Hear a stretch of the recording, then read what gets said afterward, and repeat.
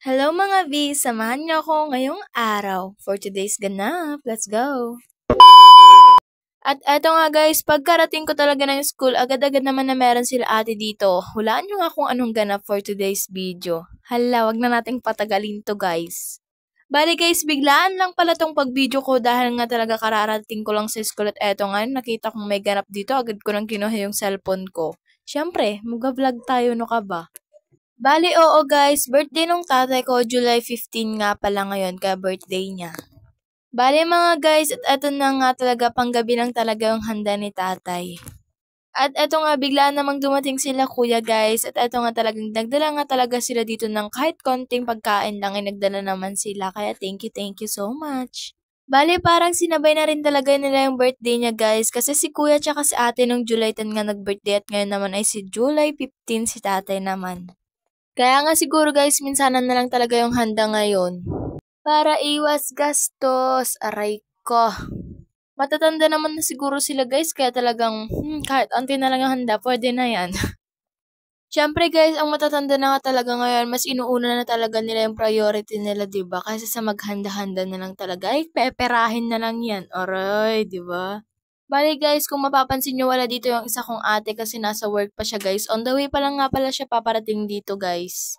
Siya nga pala yung kasabay nun ni kuya na nag-birthday. Kaya ito nga yung handa nila for today's video. Bali, dumagas lang nga pala sila ate na pumunta dito guys kasi nga naman talaga galing sila sa work nila. Kaya talagang nagdiretso na sila dito dahil birthday naman ni tatay. At eto nga mga mi, napapansin nyo ba na bakit hindi madaming tao? Siyempre guys, nahihiya rin talaga kami mag-imbita kasi nga oonti lang naman talaga yung may papaharap namin sa kanila. Tsaka mga mi, parang panggabi na lang talaga namin etong handa na to. Biglaan lang naman kasi yung pagluto ni nanay tameran sila ate ko. At eto nga mga mi, bigla talagang bumuhos yung napakalakas na ulan at hindi talaga nila alam nila ate kung paano sila uuwi neto. Kasi syempre guys, kailangan naman nilang umuwi kasi andun nga pala yung anak nila. At eto na nga guys yung hinihintay natin, si ate dumating na nga rin pala kasama yung jowa. O, diba? Sana all. Hinihintay lang naman talaga namin sila guys pero kanina ay nauna na talaga kami kumain dahil nagugutom na nga kami. Tsaka nga guys kasi maaga din dapat talaga uuwi yung isa kong ate kasi nga guys nandun na nga yung anak nila at umiiyak na nga din, 'di ba? Habang naman kumakain sila mga guys at eto nga siniusturbo ko muna tong isa kong pamangkin at gusto kong paiyakin kaso ayun naman umiyak. Diyos ko, urayak nga agsangit na makat agsangit garod.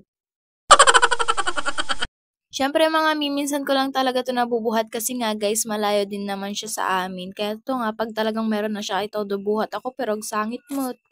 At eto na nga guys, yung jowa na ate talagang naghatid nga talaga dito ng lechon. Di nyo naman ako in-update agad. Kahit sana yung gutom ko, wala na. At nakita ko nga dito yung si birthday boy. O diba, ang pogi ng tatay kong yan.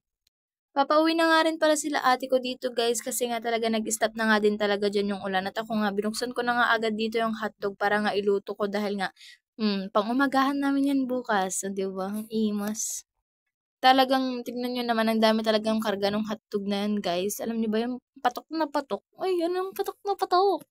Tuwing naman talaga hapon guys, pag talaga umuwi yung ate ko, talagang may daladalang ulam guys. Dahil talaga hindi kami umaalis ng school na hindi talagang, alam mo yun, dapat talaga may laman yung tiyan namin. Bale, eto na nga guys, nilagyan ko na nga rin agad talaga dyan ng mantika para nga iluto ko na ito. Di ba? Ang lalaki ng hotdog parang ano, hoy, bawal yan. O ano ba? Ganyan yung talaga yung favorite ko guys na hotdog. Yung talaga brown siya tapos talaga pag niluto mo is toasted. Ay, natatawa nga ako dito na part guys kasi nga talaga hindi ko alam yung ginagawa ko kasi nga ang bilis talaga maluto ng hotdog dahil nga talagang sinagad ko yung apoy dyan na part. Tapos, hindi pa talaga nahati-hati dyan yung hotdog. Talagang, di ka muna naknaksot pa ito niluto ko. Tsaka sabi naman guys na ate na wag ko daw masyadong iluto kasi nga bukas daw ipapainit din naman talaga. Kaya ako to dito, todo bilis talaga magluto dyan. Tignan nyo nga, nadapi gayam ti madinalukatan, ang kuman lang nakikita bagtang ko yung pisak dagos. Basol mo ata ante, ang apan kanto magamin nga agwa, para-parayag nagluto. Pero guys, nakaka-enjoy naman talaga dyan.